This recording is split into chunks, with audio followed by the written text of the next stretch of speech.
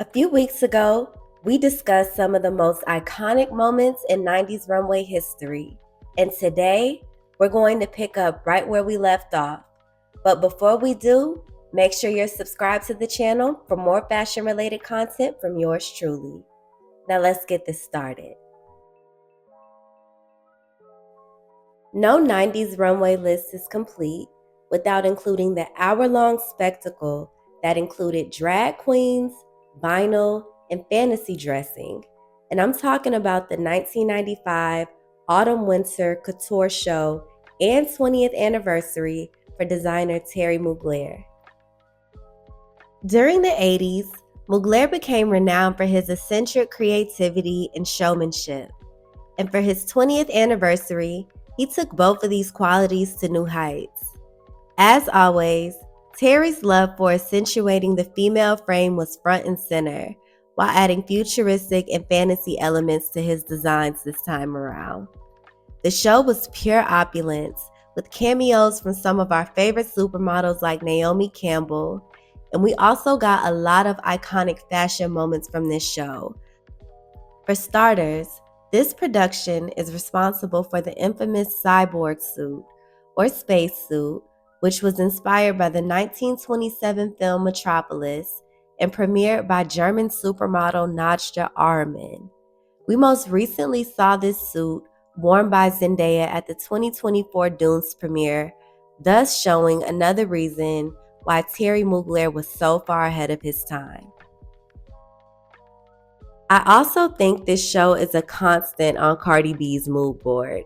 We've seen her wear a few looks from the show, including the Venus dress during the 2019 Grammys and this crimson number in 2021 during Paris Fashion Week. Next up, we're going to talk about Tom Ford for Gucci Fall 1995. Now, Tom had already been at the label for a year, but to quote the Fashion Bible, aka Vogue, this was the season he really arrived. Not only did this collection push Gucci back to the forefront of fashion, it made Tom Ford a star, and it increased sales for the house by 90% between 1995 and 1996. When it comes to the clothing, Tom Ford was genius at blending Milanese tailoring with an American supermodel flair. The collection included silks, velvets, and a new take on women's suiting that offered an androgynous appeal. It was minimal, wearable, and most importantly, timeless. Tom was quoted saying, "You can't come into a new house and just change everything right away because you will lose your old customer." And I think this collection truly exemplifies being a zeitgeist of the time while never losing the essence of what a house is about. So bravo, Tom Ford. You definitely pushed the needle forward on this one. Next is the Autumn-Winter 1996 presentation by Alexander McQueen titled Dante. Dante was inspired by famous writer and philosopher Dante Alighieri in his work Divine Comedy.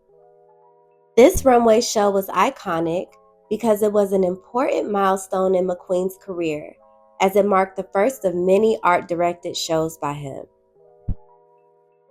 The collection embodied war and religion, paired with fine tailoring and Victorian details. After this presentation, the British Fashion Council dubbed McQueen a young genius, and the fashion conglomerate LVMH appointed him as the chief designer for the French label Givenchy. And McQueen would go on to create several more collections inspired by his love of the arts until his unfortunate passing in 2010. Transitioning into 1998, and we are now at the Yves Saint Laurent World Cup fashion show being held in France. Before France won the FIFA World Cup, designer Yves Saint Laurent transformed the stadium into a catwalk to celebrate 40 years of his creative works. This 15-minute show required 900 people backstage, 130 dressers, and 4,000 stadium staff. The 300 models showed off the brand's most iconic looks in themes of glamour, pop art, and multicultural influences to represent the 7 continents of the world. The models sashayed across the field until they formed the infamous YSL logo for the finale. At the time, this was the largest fashion show in history with 80,000 spectators and an estimated 1.7 billion television viewers. Yves Saint Laurent was quoted saying, "I want this show to make people dream, but I would also like them to understand how much work it represents." And I believe he accomplished just that.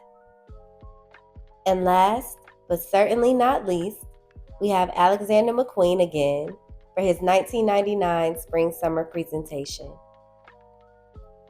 This wasn't just a fashion show, it was performance art.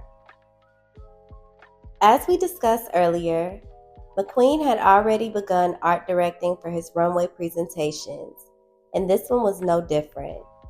Now, when it comes to the design element, McQueen dialed things back with garments that seemed lighter and more sensual than previous collections.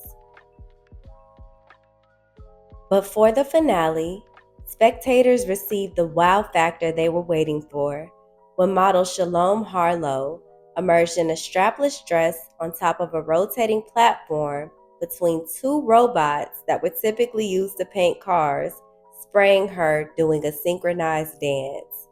Talk about drama.